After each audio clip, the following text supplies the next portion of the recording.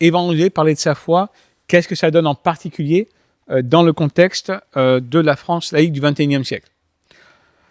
Alors, ça veut dire déjà pas mal de choses. C'est quoi la France laïque du 21e? Alors, pareil, on peut faire toute une formation entière sur qu'est-ce que la laïcité, qu'est-ce que ça veut dire maintenant par rapport à au début du 20e. Pas la même chose non plus.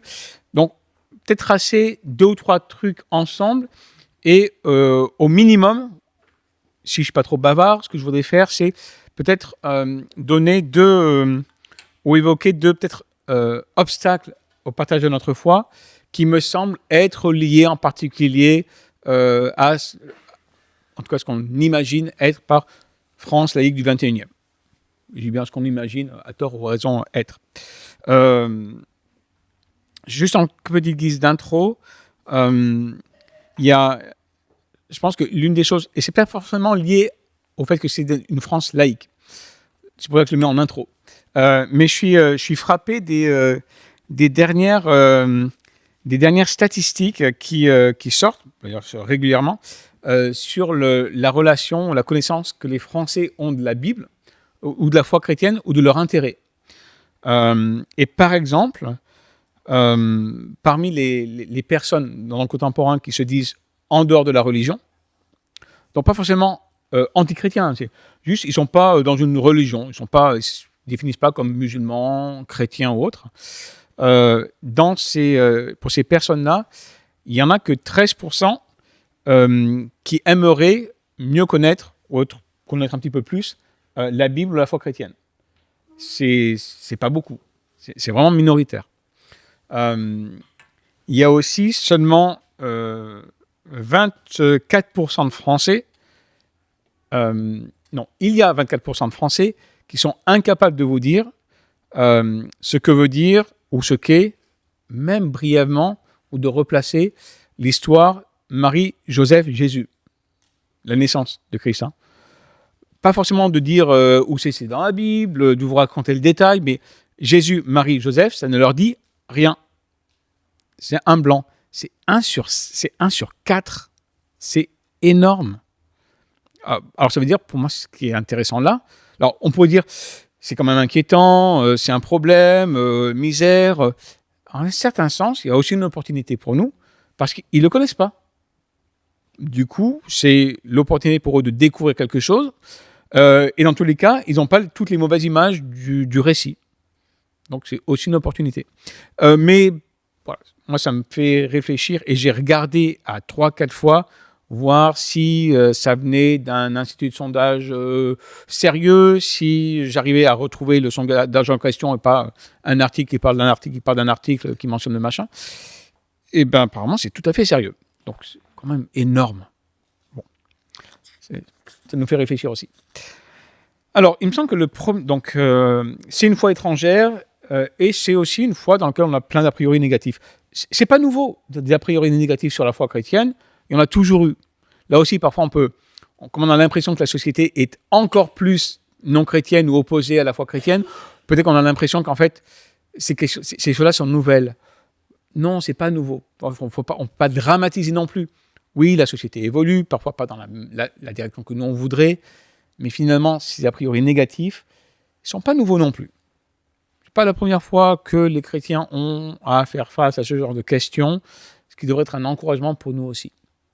Alors, le premier obstacle qui me semble être majeur dans une société laïque à la française 21e, donc c'est le fait que la foi, c'est à la maison et pas en dehors. Et je pense qu'en fait, ça, c'est la caractéristique française laïque maintenant, c'est qu'en fait, et je dis bien maintenant parce que je pense que ce n'était pas forcément autant le cas avant, mais maintenant, c'est on en reparlait un petit peu au repas d'ailleurs, la foi chrétienne, c'est à la maison. Si vous êtes chrétien, tant mieux pour vous, ou tant pis pour vous, l'un ou l'autre. Dans tous les cas, vivez votre vie, mais laissez les autres vivre la leur. Et ici, ils sont très bien en étant athées ou, raéliens. Moi, j'en connais pas, mais peut-être que vous... Pourquoi pas? Et c'est leur problème. Ou alors, tant mieux pour eux. Dans tous les cas, c'est à la maison. Et donc, il y a cette grande séparation entre, dans le public, on parle des choses sur lesquelles on peut tous discuter, et en privé, on parle des choses qui créent la division. Société française, argent, politique, religion. Donc si ça, on pouvait le laisser à la maison, ce serait le top, et puis le reste, on peut en parler dans le domaine public. Et cette grande séparation-là entre le domaine individuel et privé est le principal problème. Parce qu'il faut reconnaître qu'on vit dans ce monde-là, que même si on cherche à le dépasser, en fait, on fera toujours face à cette tension-là, en tout cas pour le moment dans la société dans laquelle on est. Peut-être que dans 50 ans, ce sera différent, mais dans 50 ans, je dis, on ne sera plus là. Si, certains d'entre vous, oui, d'autres peut-être pas. Moi, peut-être que je serai à la limite, parce que là, je ne sais pas où je serai. Donc, on ne sait pas ce que sera la société, mais pour le moment, c'est la réalité à laquelle on est confronté. On l'aime ou on ne l'aime pas, mais finalement, c'est la réalité dans laquelle on est.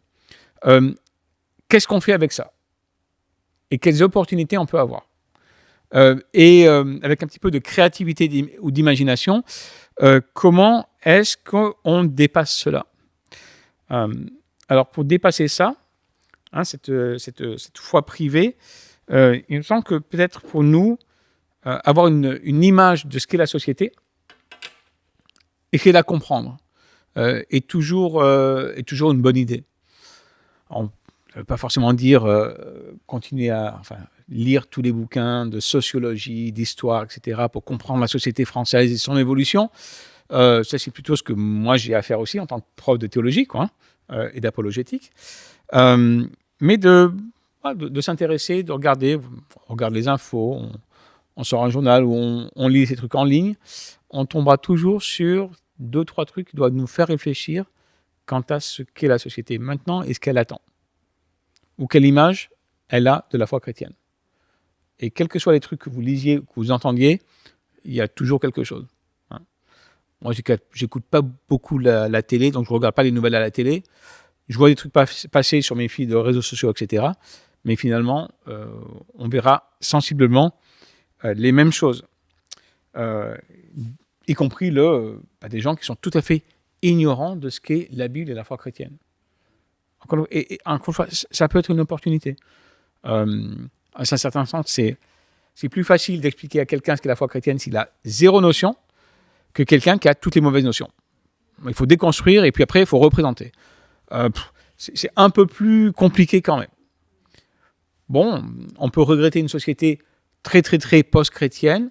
Peut-être que l'avantage d'une société comme ça, c'est que même quelqu'un qui en fait dit la foi chrétienne, jamais de la vie, il vous dit peut-être ça en n'ayant aucune idée de ce que c'est. Alors, on peut lui rentrer dedans en disant, quand même, avant de dire ça, intéresse-toi au moins à la foi chrétienne. On peut le dire aussi avec un petit peu plus de compassion, en disant, écoute, ok, mais avant que tu dises ça, laisse-moi t'expliquer un petit peu ce qu'on croit, et puis après, si tu continues à penser que les chrétiens sont tous un petit peu simples d'esprit, on ne peut pas empêcher de penser ça, quoi. Mais au moins, il le saura en sachant ce qu'on croit. Donc là, il y a une opportunité. En même temps, c'est quand même difficile de dépasser cette séparation entre privé et public. Alors pareil, là, on pourrait débattre et expliquer, oui, la laïcité, c'est pas ça, c'est... Mais en fait, les gens, la théorie, la philosophie de la laïcité, etc., de dire, oui, mais en fait, c'est tout à fait légal de partager sa foi dans l'espace public. Les gens se leur passent au-dessus, en fait. C'est pas ça qui les intéresse. Ce qui les intéresse, c'est que quand ils sont dans le parc, assis tranquilles, en train de bouquiner, ils soient tranquilles. Que ce soit légal ou pas de venir leur parler de Jésus, en fait, ils s'en foutent un peu. Ils veulent être tranquilles. Donc nous, même avec notre réflexion, mais c'est tout à fait acceptable de faire ça, n'empêche que. On peut quand même le faire, mais bon, on a quand même cette tension-là. Pour la dépasser, il y a plusieurs choses qu'on peut faire, je pense. Et ça, c'est je me base pas mal là sur... j'utilise 2-3 trucs d'un petit livret, que d'ailleurs j'aurais dû mentionner comme ça, on aurait eu ici en vente. Erreur stratégique, qui s'appelle Évangéliser dans la France du XXIe siècle. et qui est un petit bouquin qui est proposé par le CNEF. Et le CNEF a fait 2-3 petites statistiques, donc a conduit quelques sondages, y compris pour savoir, en fait, si vous êtes intéressé par en savoir plus sur la foi, qu'est-ce qui compterait pour vous? Et la première chose qui apparaît, c'est 62% des répondants, c'est avoir un chrétien dans son entourage. C'est génial. Mais qu'est-ce que ça implique pour nous? Ça implique au minimum, pas qu'on ait eu, nous, l'opportunité de partager notre foi, même s'il faut y encourager, hein, mais au minimum quoi? En fait, que les gens autour de nous sachent qu'on est chrétien. Au minimum ça. Vous allez dire, bon, pour encourager l'évangélisation, c'est peut-être pas assez. Non, je dis pas c'est le début et la fin, je dis c'est le début. Trouver des moyens que nos voisins, nos collègues, nos amis, l'entourage, voient qu'on est chrétien. Ou au moins le sachent. Parce que, clairement, dans cette stat, c'est quand quelqu'un, après, qui serait intéressé, en fait, c'est que il est chrétien et je peux aller vers lui. Il le fera pas. C'est aussi sa responsabilité de le faire, hein, ou de ne pas le faire. D'ailleurs, c'est aussi pour nous décomplexer. On n'est pas responsable de ce que les gens feront. On est responsable de nous trouver les moyens de dire qu'on est chrétien et de partager la foi. Ce qu'eux en font, on n'en est pas responsable. Mais c'est un encouragement pour nous, c'est un petit peu pour décomplexer. Hein. Si quelqu'un ne devient pas chrétien, c'est pas de votre faute. Si on parle jamais de Jésus, ça par contre oui. Donc c'est l'équilibre entre les deux. Donc il faut trouver les moyens pour simplement dire qu'on est chrétien. Et ça peut être simplement de dire qu'on est chrétien. Alors, le parc qui est à côté de chez moi, il est beaucoup plus petit que celui qui a, quel que soit son nom, là, truc qui est à... Hier, on s'est quand même un poil perdu dans le parc avec Antoine, un peu plus grand que mon petit à moi. Alors j'avoue que je vends aussi l'outil de modélisation qui est le chien. Non, mais c'est vrai. Non, mais c'est vrai, quoi. C'est un super outil de modélisation. Hein?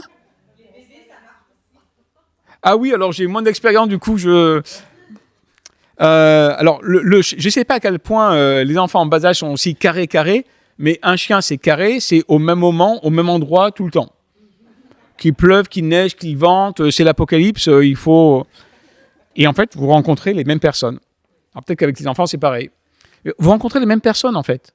Alors peut-être qu'avec les enfants, c'est pareil, mais vous prenez votre chien, tout le monde trouve que le chien, il est mignon, les enfants sont mignons, donc ils s'arrêtent et discutent. Mais vous rencontrez les mêmes personnes. Au bout d'un moment, alors c'est vrai que pour moi, c'est plus facile encore que pour vous, parce que dès que on sort le « qu'est-ce que vous faites dans la vie ?» moi, je suis prof de théologie, donc forcément... Non, mais c'est facile pour moi. Hein. Si j'étais plombier, je suis plombier et en plus je suis chrétien, quelqu'un va dire c'est quoi la relation entre les deux? Donc c'est vrai que pour moi, c'est un petit peu plus facile. Mais il y a des gens qu'on croise dans le parc régulièrement, et qu'on croise le dimanche matin à 10h, ils sont assis sur le banc. À 10h, on n'a pas le temps, on leur dit bonjour, mais on n'a pas le temps de s'arrêter, donc on file, quoi. Et donc, en avant. Alors c'est vrai que comme parfois je fais des prédications aussi, c'est moi qui parle ce matin à l'église, donc... Et ça commence par là. Ils le savent. Alors c'est parfois des gens très français avec un arrière-plan parfois un petit peu. Il y en a un qui se dit encore, il y en a peu qui se disent comme ça, mais anticlérical. Il y en a un qui m'a sorti voltairien. Il y en a encore. Purée. Ok. J'ai grandi dans une maison voltairienne. Ok, c'est intéressant. Mais il y en a un qui, ça fait 5 ans qu'on se connaît pourtant. Et on n'avait jamais trop des questions de foi, jamais décollé. Bon, je ne suis pas sûr que ça ait décollé encore, mais l'autre jour, Yannick, donc tu es prof de théologie. Moi, j'ai grandi dans un arrière-plan vaguement protestant. Ça fait 5 ans qu'on se connaît. Ok, c'est la première fois que ça sort. Ok. Et grosso modo, sa question, c'était de savoir quelles sont les vraies différences entre catholiques et protestants. Bon, là, il y a 2-3 trucs intéressants à dire, quoi. Sans mettre l'accent sur les différences En fait, c'est en mettant l'accent sur qu'est-ce que l'évangile. Parce que finalement, ce qu'il a besoin d'entendre, c'est pas forcément les différences liturgiques, rituelles, blablabla. C'est pas le plus important pour lui à ce stade-là. En fait, c'est pas ce que moi je veux qu'il entende. C'est des opportunités qu'il faut créer aussi. Donc, comment on dépasse ça? Avoir un chrétien dans son entourage, parce que 40% après veulent assister à un culte. La foi chrétienne, c'est quoi? Ok, je veux un chrétien dans mon entourage qui me dise un petit peu, et après, assister au culte. C'est bon, ça.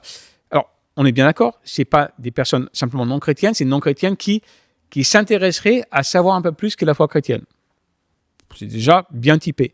Mais quand même, il faut que les gens sachent, minimum, qu'on est chrétien. Simplement trouver les moyens, comment ils le sachent. Si après, on a aussi l'opportunité de partager la foi, c'est en plus. Ils savent qui on est. Et ils peuvent poser leurs questions. Parce qu'ils auront certainement, à un moment donné des questions. Hop. OK. Eh bien, j'ai perdu la tech. La troisième chose, donc troisième élément qui compte pour ceux qui veulent faire ce pas-là, donc connaître un chrétien, savoir qu'il l'est. Donc, il faut savoir qu'on l'est. Le culte, donc ça veut dire aussi nous pouvoir inviter, comme quoi en fait, moi ce que je trouve intéressant dans ce deuxième, donc il n'est pas ici, le coup d'inviter au culte, c'est qu'en fait, j'entends beaucoup plus souvent les chrétiens, on est presque, comment dire ça, trop frileux.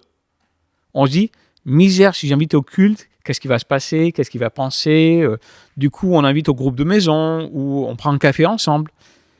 Ceux qui aimeraient en savoir un petit peu plus, un vague intérêt, 40% disent, les chrétiens, leur truc, c'est aller le dimanche au service cultuel, j'y vais aussi. Donc du coup, si nous, on est trop on va inviter un groupe de maison, ou groupe de croissance, quels que soient les tons qu'on leur donne maintenant, ou groupe de quartier. Sinon, on fait que ça. En fait, on ne répond pas à leurs besoins, à leurs désirs, ce qu'eux voudraient. Et peut-être qu'ils vont se dire, bon, j'aurais bien aimé un culte, mais du coup, ça fait 2 mois et je suis simplement rencontré le petit groupe là. Peut-être qu'on est trop frileux aussi, du coup. Et il ne faut pas hésiter, culte, oui, les chrétiens, c'est quoi? C'est notre foi, c'est au quotidien, mais c'est aussi le rassemblement le dimanche. Et ça, je trouve ça... Mais le troisième élément, c'est le faire avec bienveillance, dans les mots, dans l'attitude. Bon, c'est pas très surprenant, mais c'est intéressant à noter. Et ça, c'est 30% des personnes. Donc, un tiers, ce qui comptera aussi pour eux, c'est la manière dont on le dit et comment on se comporte. Bon. Avec ça, on n'a pas tout, mais on a plein de trucs qui font que vous et moi, on peut commencer cette grande vocation d'évangélisation.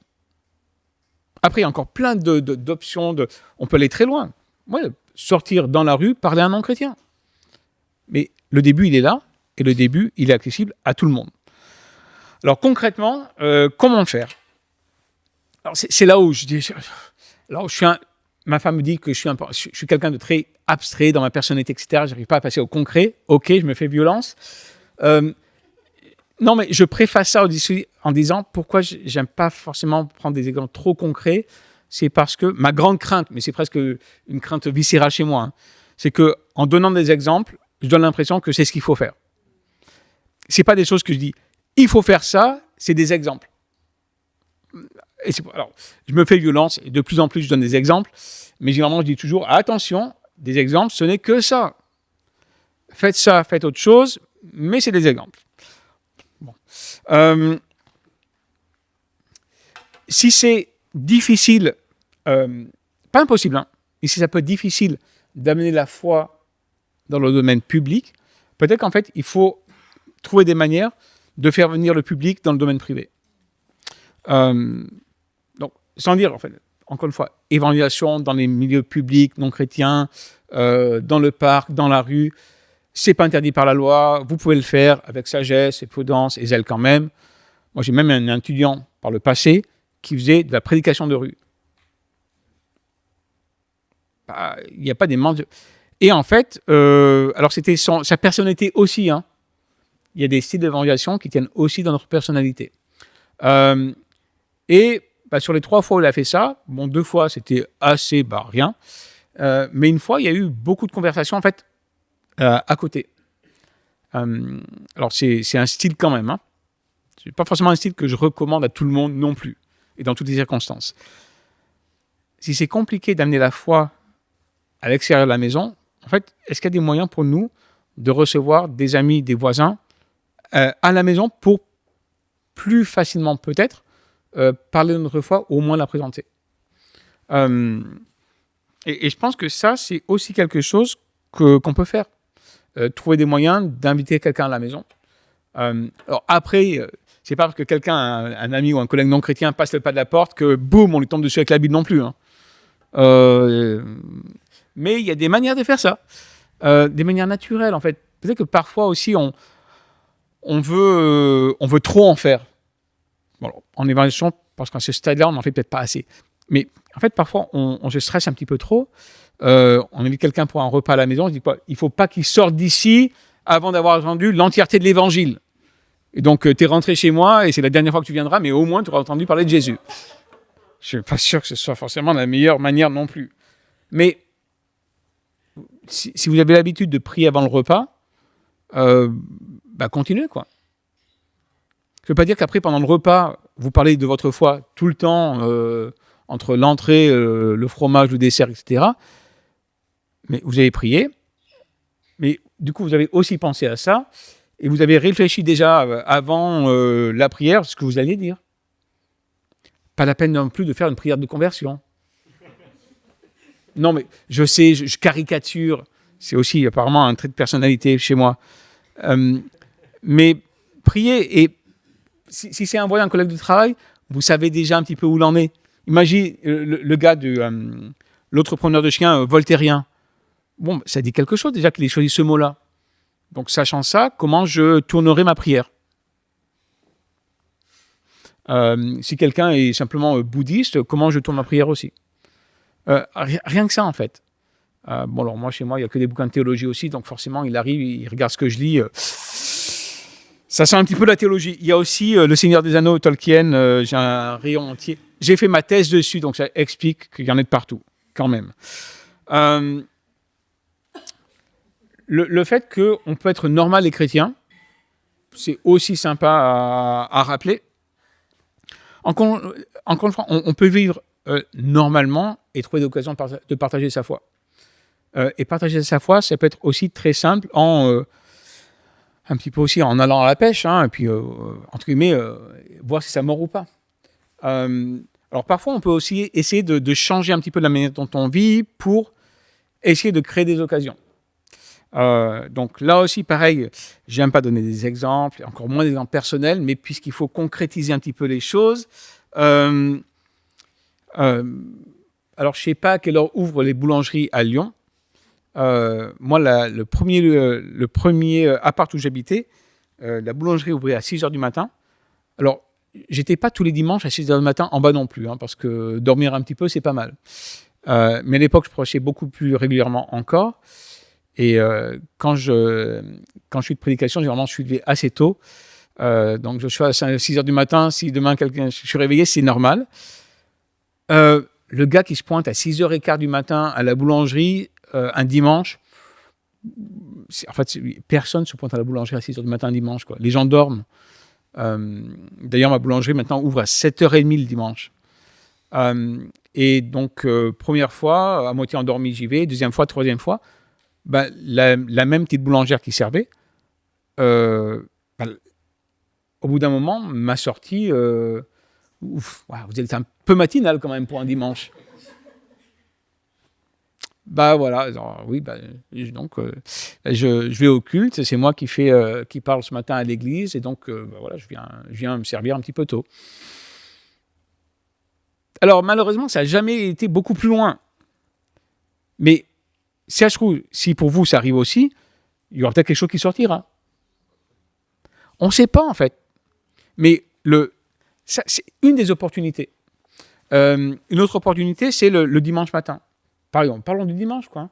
Peut-être la manière dont nous on vit différemment, les priorités qu'on a. On en parlait d'ailleurs, je crois, au repas, même. Je crois. Je ne sais plus. on verra. Alors, c'est là où, du coup, le texte du CNEF dont je me sers, là, je prends un contre-exemple. Parce que le texte dit un truc super intéressant qui est, finalement, comment on crée des occasions d'être avec des amis, des voisins, des collègues non chrétiens, et à un moment donné, de dire, bah ouais, moi, je suis chrétien. Alors, exemple du dimanche matin, aller au culte. Et alors, le texte du CNEF dit, bah, peut-être qu'en fait, on pourrait utiliser d'autres, ou faire le culte à un autre moment que le dimanche à 10h ou 10h30, parce que bah, si vous sortez avec vos amis non chrétiens le dimanche, etc., le samedi soir, etc., bon, bah, en gros, bah, peut-être que vous êtes tous morts le lendemain matin. Moi qui ne suis pas du soir, si je vais chez des amis et que ça dure un petit peu longtemps jusqu'à minuit, je suis bon à rien le lendemain.